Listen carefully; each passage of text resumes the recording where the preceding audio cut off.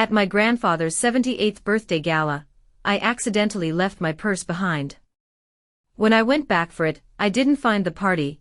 I found a security recording that erased my future. On the screen, my own parents and brother, the people I loved more than life itself, are smiling as they slip industrial toxin into my glass while I make a toast to their health. They wanted to label me insane to steal the company. But they didn't know I was already watching, and I'm going to make them swallow every drop of this betrayal.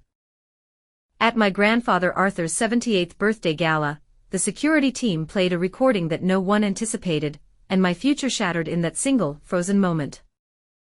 After the guests had finally departed, I returned to the ballroom alone, intending only to retrieve the silk clutch I'd left on my chair. I expected a 2-minute errand, nothing more. But as I crossed the threshold into the quiet hallway, a security officer stepped into my path, his expression grim. He checked the corridor, then gestured for me to follow him into the surveillance hub. "What you are about to see will change everything, Miss Blackwood," he said, his voice so low it sent a sudden, sharp chill down my spine. He was right. I nearly collapsed where I stood. He hit play on the footage from the camera positioned directly above our family table. I watched the scene unfold in clinical, unforgiving detail. The second I turned my back to offer a toast to my grandfather, someone I loved pulled a small glass vial from their coat and emptied a clear liquid into my water. A second person stepped forward to shield the act from the room, while a third scanned the crowd and offered a sharp, decisive nod of approval. They shared a quiet, knowing smile, the kind of look I had always mistaken for warmth and familial pride. When I saw my on-screen self return to the table and take a long, unsuspecting sip, my hands began to tremble so violently I had to catch the edge of the heavy desk to remain upright. My stomach churned with a sudden, visceral sickness, and my mind simply went white. The guard asked softly if I was all right, or if he should call for assistance. I could only shake my head. No words came, only a silent, steady stream of tears. The people I trusted most in the world had done this to me in plain sight of 100 guests, and I had swallowed their betrayal like it was nothing. I drove home in a hollow silence that night, the amber glow of the Memphis streetlights blurring past my windows. My mind was a broken record, replaying those few seconds of footage until the images burned. By the time I pulled into the long, winding driveway of our family estate on the city's edge, my knuckles were white against the steering wheel. I bypassed everyone and went straight to my private study on the second floor, the only sanctuary in that house that still felt like mine. Sitting in the dim pool of light from my desk lamp, I thought of the years I had poured into Blackwood Development Partners. My grandfather had begun entrusting me with the firm's most volatile projects when I turned 30, handing me the high-stakes deals that my cousins and brother wouldn't touch. I vividly remembered a downtown acquisition from 5 years ago, a prime parcel of land mired in a toxic contract that threatened to drain $20 million from our reserves. I had flown out alone, negotiated face-to-face with the sellers through 3 sleepless nights, and restructured the entire deal myself. When it finally closed, Arthur pulled me aside in front of the executive board. He clapped a hand on my shoulder and declared, loud enough for the entire room to hear, that I was the only one with the foresight to see the firm through the coming decade. At the time, it felt like true victory. But my parents and my brother, Mark, were always there in the shadows, offering those practiced, polite smiles before steering the conversation toward safer shores.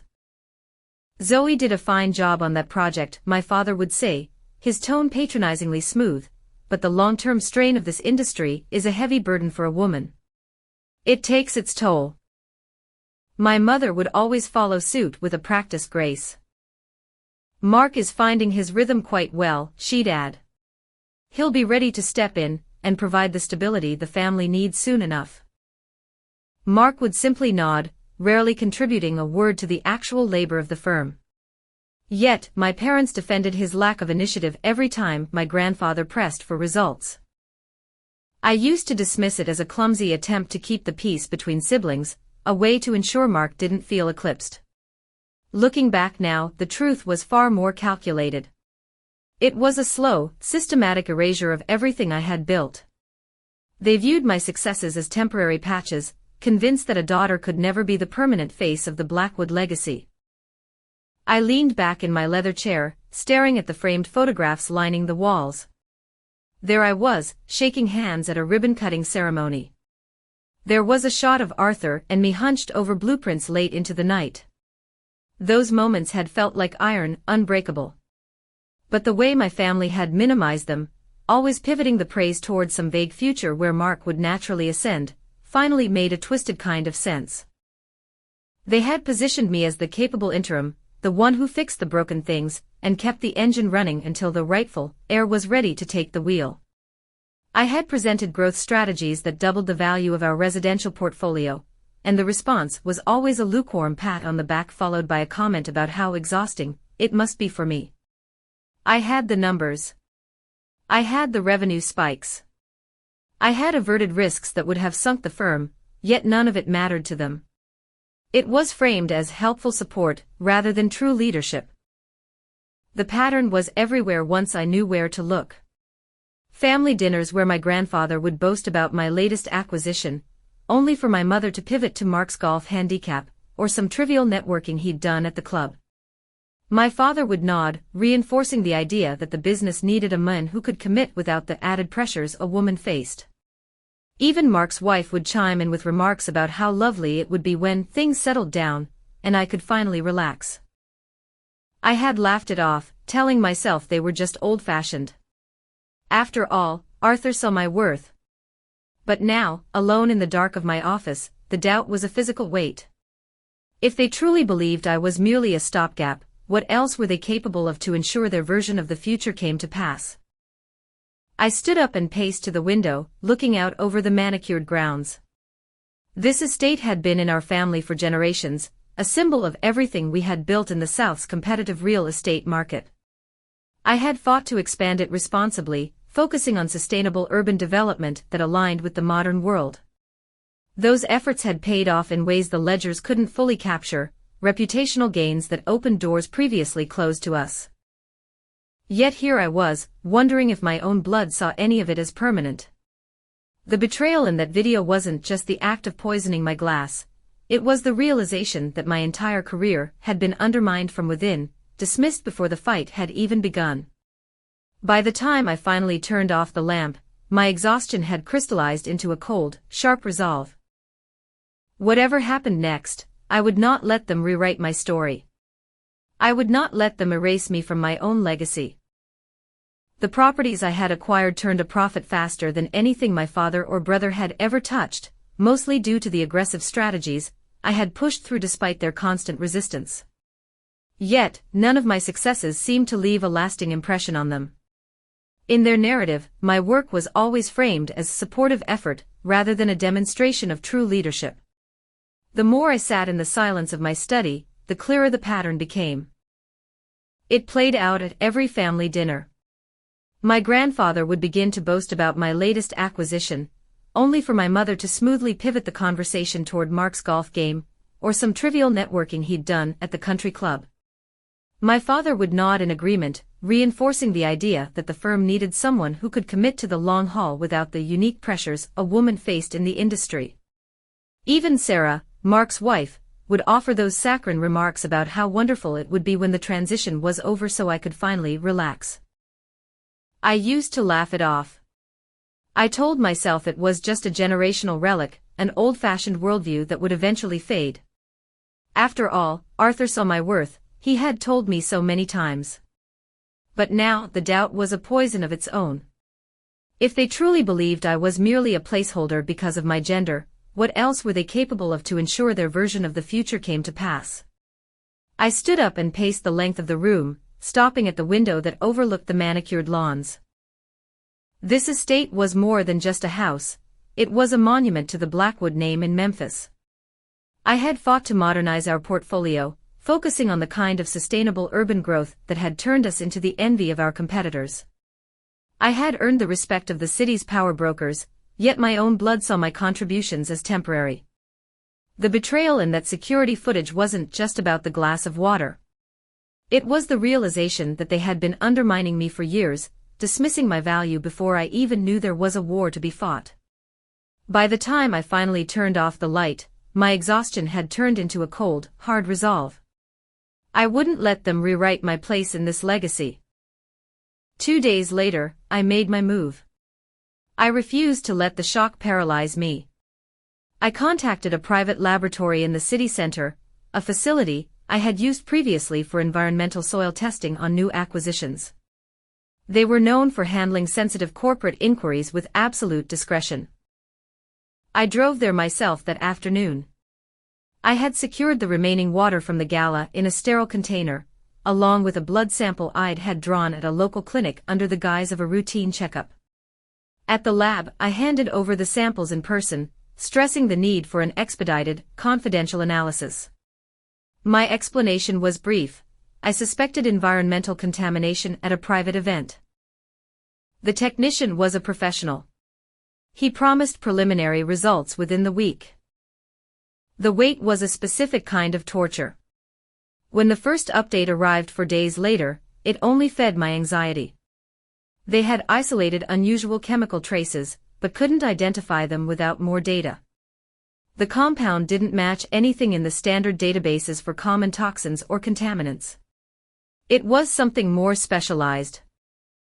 I couldn't wait for them to stumble onto the answer. That night, I risked returning to the gala venue. I messaged Elias Thorne, the security head who had shown me the video. He had given me his personal number, likely sensing that the story wouldn't end in the surveillance room. He agreed to meet me after hours at a side entrance. The building was dark and hollow, the silence broken only by the distant hum of industrial vacuums. Elias had been thorough. He had set aside the actual glass I had used that night, unwashed and sealed in a forensic bag. He said his gut told him something was wrong the moment he saw the footage. We also spent an hour downloading data from a secondary camera angle, one that provided a wider view of the table and the surrounding area. My nerves were frayed the entire time. Every sound of a janitor's cart in the distance made me freeze in the shadows. The following morning, I delivered the glass and the new footage to the lab. The final report confirmed my worst fears. The substance was a high-grade industrial chemical, typically restricted to research environments. It was engineered to induce temporary cognitive impairment, gradually eroding a person's focus, short-term memory, and judgment. It was designed to mimic the natural symptoms of burnout, chronic stress, or early-onset cognitive decline. While the effects were reversible if the exposure stopped, prolonged use could make a high-stakes executive appear utterly incompetent and unstable. The lab's notes were chilling. The non-medical application of such a substance violated federal regulations and clearly fell under statutes of malicious intent. To link it to the source, I needed physical proof from within the house. I bided my time, waiting for the weekend when the rest of the family was scheduled for their monthly golf retreat, at a luxury club in the hills of North Mississippi. It would give me at least 6 hours of a completely empty estate. On Saturday morning, as soon as their SUVs cleared the gates, I moved. I went straight to Mark's private study on the ground floor. Using a duplicate key I'd kept from the years I spent helping him organize his chaotic files, I eased open the heavy bottom drawer of his desk. My heart hammered against my ribs as I sifted through the folders. There they were, detailed statements from 3 different casinos in Tunica. Mark had markers totaling over $3 million, along with escalating notices and threats of legal action. Tucked into a hidden compartment at the back of the drawer was a small, unmarked glass vial with a dropper cap. There was a faint residue at the bottom, exactly as the lab had described. I photographed every document, every signature, and the vial itself, ensuring the images were crystal clear. My fingers shook as I worked, the silence of the house pressing in on me. Every creak of the floorboards sounded like an intruder. I finished just as I heard the crunch of gravel outside. They were back hours earlier than expected. I locked the drawer, slipped the key into my pocket, and retreated through the service hallway just as the front doors opened. I reached my own room upstairs, leaning against the door to steady my breathing. I was shaken, but I had what I needed. The evidence was irrefutable. I had the debt, the motive, and the weapon. For the next week, I lived in a state of quiet, agonizing warfare with myself. I kept the encrypted drive containing the evidence hidden in a small floor safe behind a row of leather-bound law books in my study. Sleep became a luxury I couldn't afford. I'd lie awake for hours, staring at the shadows on the ceiling, replaying every holiday, every birthday, and every shared laugh, wondering how the people who shared my DNA could be so cold-blooded. The thought of exposing them terrified me. It wasn't just about the public scandal, it was about Arthur. At 78, his heart was a fragile thing. I feared the weight of this betrayal would be the very thing that broke him. But the alternative was just as grim. Staying silent meant handing over my life's work to the very people trying to destroy my mind. It meant letting them win and allowing the world to remember me as a daughter who simply couldn't handle the pressure. The internal conflict made me sharp-edged and volatile.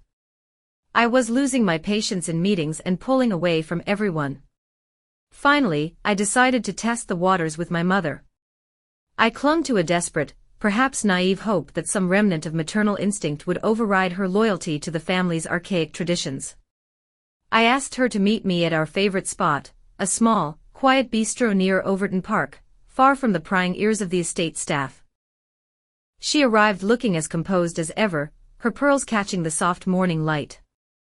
We sat at a corner table on the patio.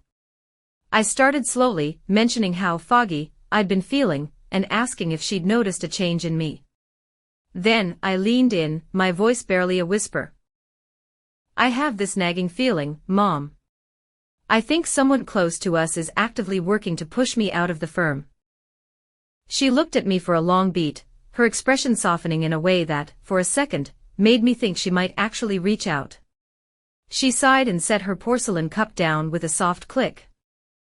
Zoe, you are a woman running a massive, high-pressure operation. It is a demanding life, one that wears people down in ways they don't expect. Your grandfather will come to his senses eventually. Putting Mark in charge is simply better for the long-term stability of the Blackwood name. My stomach dropped into a cold, dark void. I pressed her anyway. So you don't think I'm strong enough? Even after everything I've proven? She gave me a sad, almost pitying smile and reached across the table to briefly pat my hand. It isn't about strength, sweetheart. Our family has always passed the torch to the sons. It's how we've stayed upright through every storm for a century. She didn't admit to the poisoning. She didn't even flinch when I hinted at foul play. But her eyes darted away the moment I tried to hold her gaze. The avoidance was an admission in itself. She was protecting the plan. She was choosing the legacy over her own daughter's life. The rest of the conversation was a hollow performance. We talked about the weather, upcoming charity events, and the garden. But inside, I was reeling. As I drove back through the midday traffic, the weight of the truth finally settled in. My mother had made her choice, and I wasn't the one she had chosen to save. That afternoon, I walked through the estate's rose gardens alone, trying to reconcile the woman who had tucked me into bed as a child with the woman who had just sat across from me and justified my erasure. I had always assumed her support was genuine, even when it came with those subtle, Southern belle barbs about a woman's proper place in business. Now, every past compliment felt like a lie. Every time she had praised one of my deals, she had been following it with a suggestion that I was working too hard, or needed more balance, all coded language for stepping aside for Mark. The pain wasn't just anger. It was a profound, morning ache. I realized that the bond one thought we had was conditional, defined by outdated expectations I had finally outgrown. I sat on a stone bench overlooking the lake at the edge of our property, the silence of the afternoon feeling like a burial. Exposing the truth wouldn't just ruin reputations, it would incinerate the very idea of the Blackwood family. But as I watched the sun dip below the tree-line, I knew I couldn't keep living in their shadow. My parents didn't value my well-being or my achievements, they valued a name. And they were willing to kill my mind to keep that name in a man's hands. The resolve that had been flickering in me finally caught fire. I wouldn't be their interim leader anymore. I wouldn't be the daughter who faded away. If they wanted a fight for the legacy, I would give them one they would never forget. The grief was a living thing, far heavier than the anger. Sitting there by the water, I realized the bond one had cherished with my mother was a fragile construction, bound by limits I hadn't even known existed. I had hit the ceiling of her love, and that ceiling was built from the bones of outdated traditions. Going public was a terrifying prospect. It wouldn't just ruin individual reputations, it would incinerate the image of unity we had projected to the Memphis business world for decades. Every partner, every competitor, every investor would see the Blackwood family for what it really was, a pit of vipers. As evening bled into night, I sat in my locked study, reviewing the files on my laptop. The clinical, detached language of the laboratory report was a jagged contrast to the visceral betrayal it described. I thought of Arthur, how he'd arrived in the city with nothing in his 20s, carving out a name through recessions that had buried better men. He hadn't chosen me as his successor out of sentimentality, or because he lacked a male heir. He had chosen me because he saw his own fire in my eyes. To let this scheme succeed would be the ultimate betrayal of the man who had actually believed in me. Confronting this meant accepting a devastating truth: my parents valued a hollow concept of legacy more than my life. The days that followed were a blur of skipped meals and hollow conversations. I avoided the staff, afraid they would see the distraction in my eyes.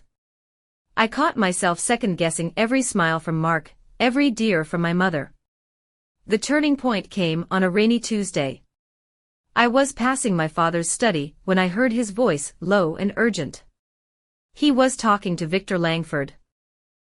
"We're finalizing the last of it now, Victor. Everything will be ready before the announcement gala. She's fading fast. It'll look like a natural transition." He sounded so confident. So satisfied. That 30-second snippet of conversation turned the last of my hesitation into stone. The hurt didn't vanish, but the fear changed. Losing the firm would be a tragedy, but losing myself to their slow-acting poison would be a death. My mother's words at the bistro weren't a comfort, they were the final push. I couldn't fight this alone. I needed someone who knew the firm's foundations as well as Arthur did. I reached out to Thomas Whitaker. He was Arthur's oldest friend, a man who had been there when the first brick of the Blackwood empire was laid. We met in his private office downtown, after the city had gone quiet. The room smelled of old paper and expensive tobacco, the walls lined with black and white photos of early Memphis projects. I laid the evidence out on his mahogany desk, the lab results, the photos of the vial, the audio files. I watched his face shift from grandfatherly concern to a cold, righteous fury. He didn't ask if I was sure. He didn't play devil's advocate. "We are going to protect what Arthur built, Zoe," he said, his hand steady on my shoulder. "No matter what it takes." The logistics were grueling. We had to move the original property deeds, the founding share certificates, and the primary contracts without alerting the board or my father. These documents were scattered across various secure vaults, including our primary bank, which was under heavy scrutiny. We couldn't risk a single large transfer that would trigger an internal alert. Over the next week, Thomas and I operated like ghosts. We drove to small suburban branches across the metro area, Germantown, Collierville, South Haven, scanning and uploading documents in fragments. Once digitized, we physically relocated the originals to a neutral international facility Thomas accessed through his old overseas contacts. We had one close call at a branch in the suburbs. The manager recognized Thomas and began asking probing questions about estate restructuring. We covered it with some dry talk about tax law updates, but the encounter left us both shaken for days. Meanwhile, Thomas put me in touch with a specialist, a physician who handled discrete corporate medical emergencies. The detoxification protocol started immediately, but it was far from easy. The first few days were a nightmare of vertigo that left me bedridden, the world spinning so violently I couldn't stand. Migraines hammered at my temples, and waves of exhaustion made even the simplest email feel like a mountain. I hid in my room, telling the family that the stress of the upcoming gala was finally catching up with me. The doctor adjusted my doses with surgical precision, warning me that pushing too hard too fast would only give the game away. The deception became a physical weight. As my clarity began to return in sharp, agonizing bursts, I had to work twice as hard to appear broken. Mark was the first to show suspicion. He cornered me in the kitchen one morning, his eyes narrowed as he watched me pour a cup of coffee. "You seem steadier today, Zoe. Feeling stronger?" His tone was oily, layered with a false concern that made my skin crawl. I forced my hand to tremble, letting the spoon clink against the ceramic. "Some days are better than others, Mark," I whispered, leaning against the counter as if for support. "I just need to get through the party." My father joined the scrutiny during our abbreviated strategy sessions. He would watch me from across the conference table, his gaze lingering on my face whenever I paused to gather my thoughts. "Are you quite sure you want to go through with the announcement, Zoe?" he asked, his voice a smooth, dangerous silk. "The burden of leadership is a heavy one. We can postpone. We can make other arrangements." I played my part perfectly. I would trail off mid-sentence, rub my temples, and sigh with a simulated fatigue that seemed to satisfy them. Deep down, the guilt of keeping Arthur in the dark gnawed at me. Every time he pulled me aside to check on me, his eyes full of a grandfather's genuine worry, I wanted to scream the truth. "I don't want to lose you to this business, Zoe," he told me one evening in the library. "If it's too much, tell me. Your health is worth more than any skyscraper." I squeezed his hand, my heart breaking for what I was about to do. I assured him I was fine, all while the internal war raged on. The stakes were rising, the symptoms were fluctuating, and the family was closing in. But for the first time in months, the fog was lifting, and I could finally see the battlefield. My parents ramped up their private lobbying with Arthur, constantly whispering about the need for decisive action to protect the firm's future. He would pull me aside in the library, his old hands trembling slightly as he held mine, searching my face with a look that nearly broke me.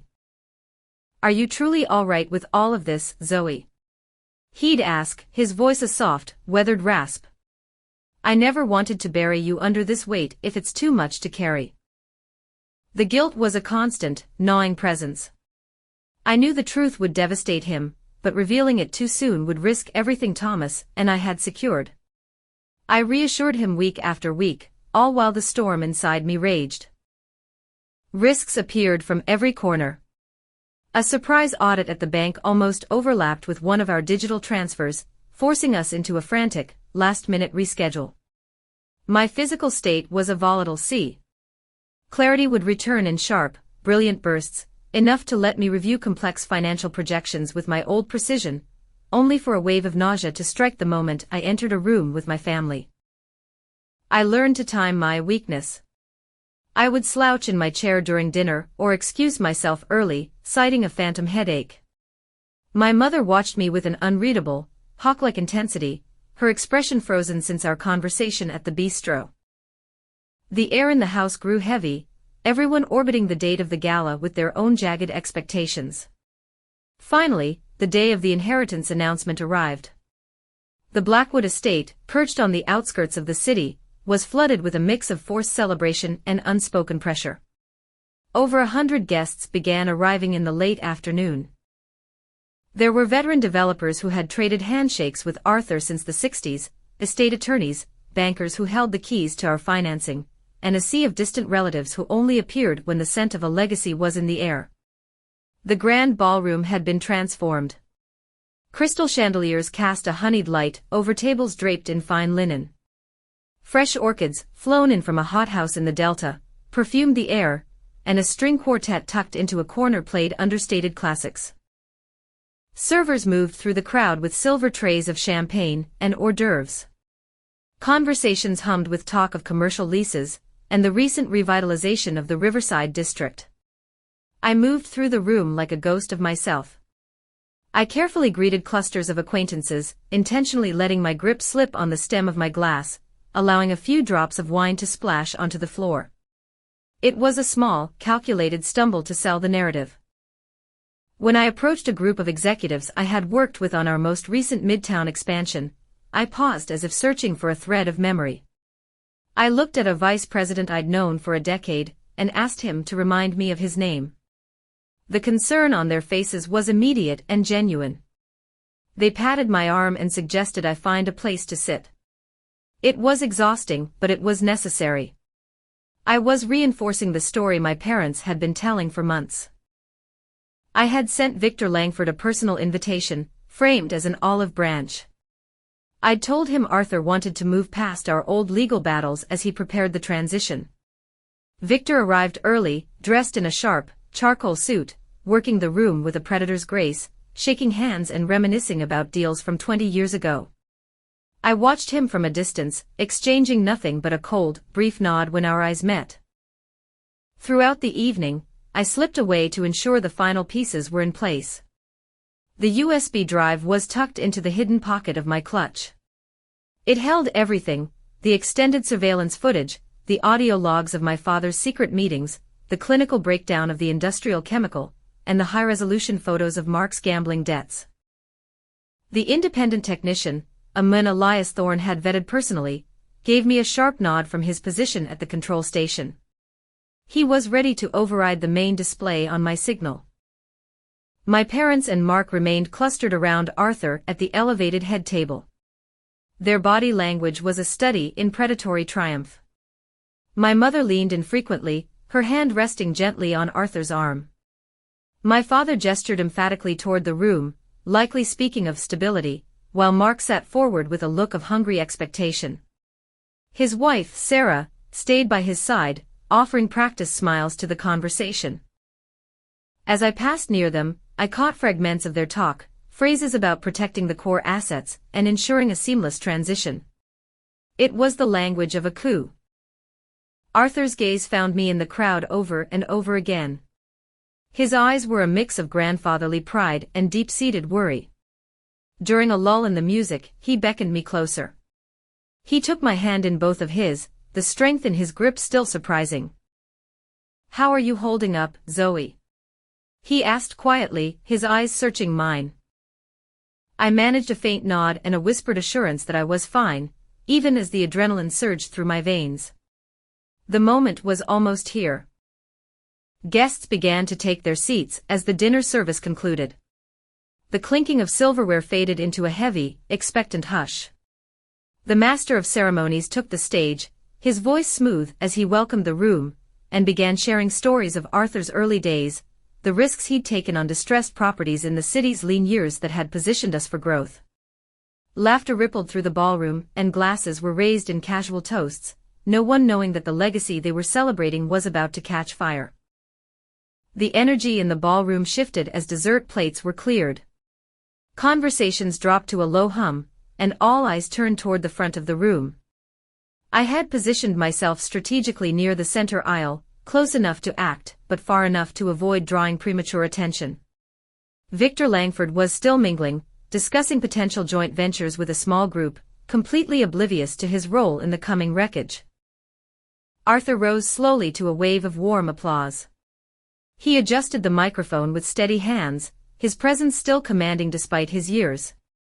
He began with words of deep gratitude for the partnerships that had spanned decades, acknowledging specific individuals in the audience whose contributions had helped shape Blackwood Development Partners into the powerhouse it was today. My parents flanked him like sentinels of a false legacy, while Mark shifted in his seat, his eyes bright with poorly concealed triumph. The build-up felt interminable. Every word of praise Arthur spoke seemed to amplify the stakes as he transitioned toward the reveal of the firm's future path.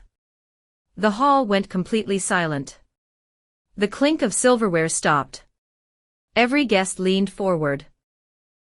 Arthur took the microphone with both hands, his voice carrying that familiar, gravelly authority as he prepared to announce the successor he had chosen after years of deliberation.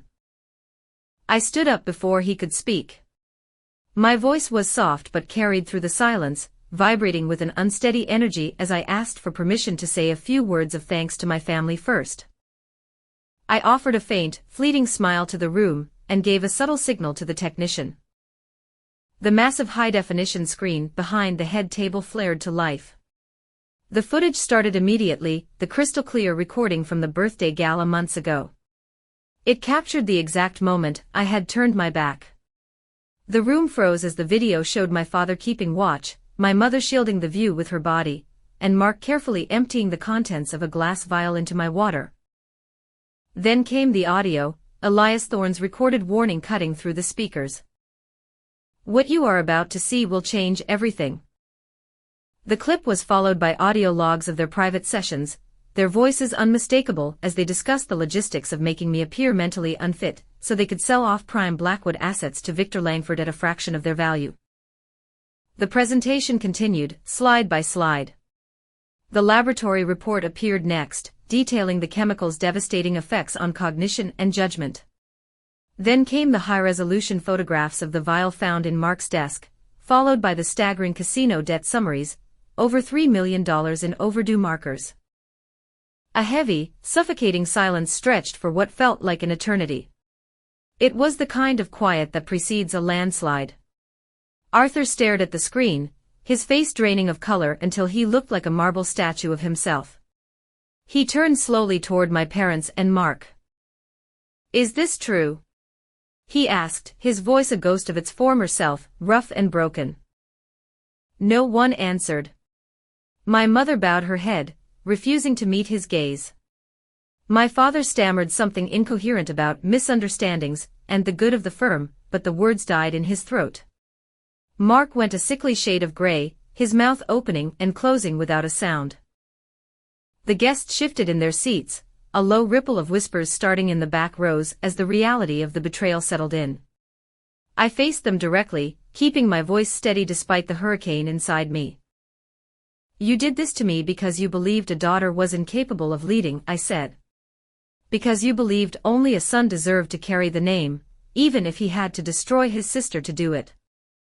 Victor Langford bolted from his seat near the front, knocking over a water glass in his haste to reach the exit. But the security personnel I had stationed at the doors stepped forward, blocking his path. The police officers I had coordinated with entered from the side foyers, moving efficiently through the aisles. They read the charges: conspiracy to defraud and attempted malicious harm. First to my father, then my mother, then Mark, and finally Victor. The metallic snap of handcuffs and the rhythmic drone of the Miranda rights echoed through the stunned ballroom. Murmurs turned into audible gasps. Phones were pulled out despite the no recording signs. Some of Arthur's longtime partners looked away in shame, while others stared in open horror at the spectacle of a dynasty unraveling in real time. Arthur sank back into his heavy chair, one hand clutching his chest while the other gripped the edge of the table so hard his knuckles turned white. His eyes locked onto mine, filled with a devastating mixture of physical pain and profound regret. I stood there and watched it all. No tears came, only a hollow, cold emptiness as the people who had raised me were led out in silver restraints past rows of horrified guests. The string quartet had stopped playing long ago.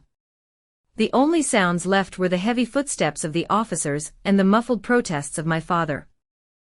Sarah sat frozen beside Mark's empty chair, her face buried in her hands, trembling. The officers escorted the four of them separately to the waiting vehicles outside.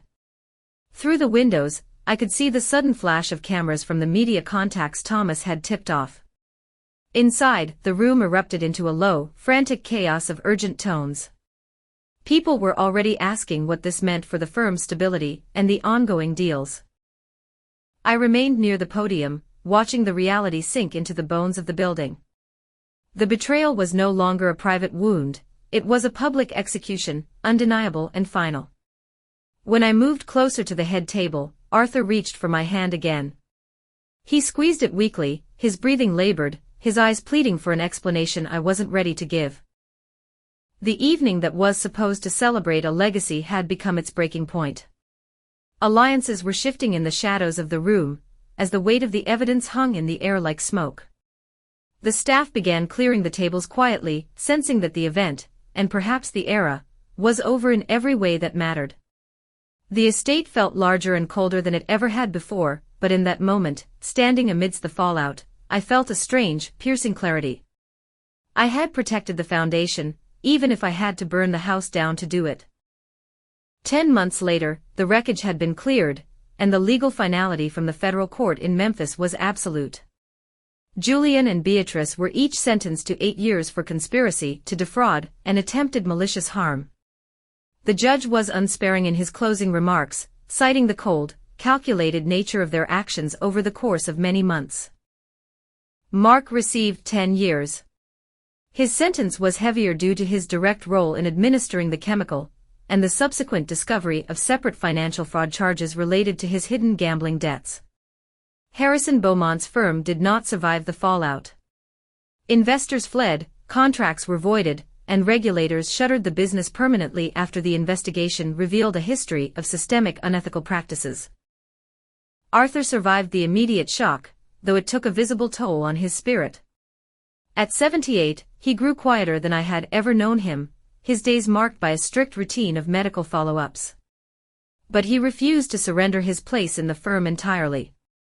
A few mornings a week, he would come to the office, sitting in the corner of the conference room, while I reviewed project summaries.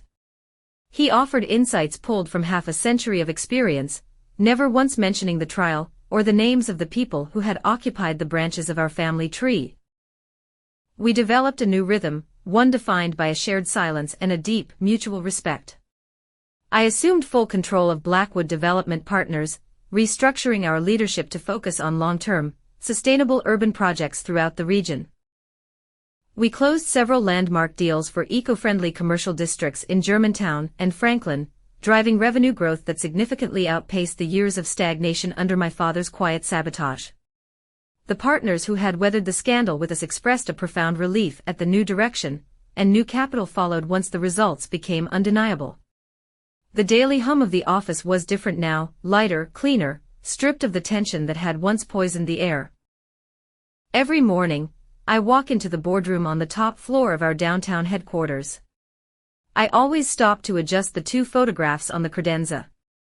One is a large, black and white print of Arthur in his 20s, standing on a muddy, vacant lot that would eventually become our flagship tower. Next to it is the photo of me from 5 years ago, signing the turnaround agreement that saved the firm from ruin. Those 2 images represent the only continuity that matters. I removed every other family portrait, every image of Julian, Beatrice, or Mark. In their place are architectural renderings and photos of our project teams celebrating milestones. Sarah finalized her divorce from Mark weeks after the sentencing and moved out of the state, severing ties with the Blackwood name forever. The estate feels different now. The hallways are quiet, and the frantic coming and going of a divided family has been replaced by a peaceful, if somewhat lonely, stillness. Arthur and I dine together most nights, our conversations centered on market trends, or zoning board hearings rather than the ghosts of the past. The staff's loyalty has solidified around a single, transparent leadership. Looking back, the experience stripped away my illusions and replaced them with a hard-won truth about legacy. Blood does not guarantee a shared soul, and it certainly does not guarantee trust.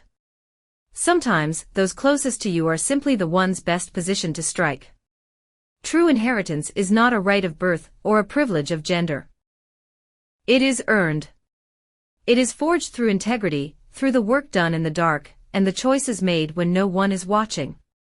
Arthur and I rebuilt this firm on a foundation of honesty because we finally prioritized our principles over a sentimental lie. The company thrives today not in spite of the betrayal, but because we refuse to let it define us. In the end, family is not about whose name you carry, it's about who stands beside you with honesty and commitment.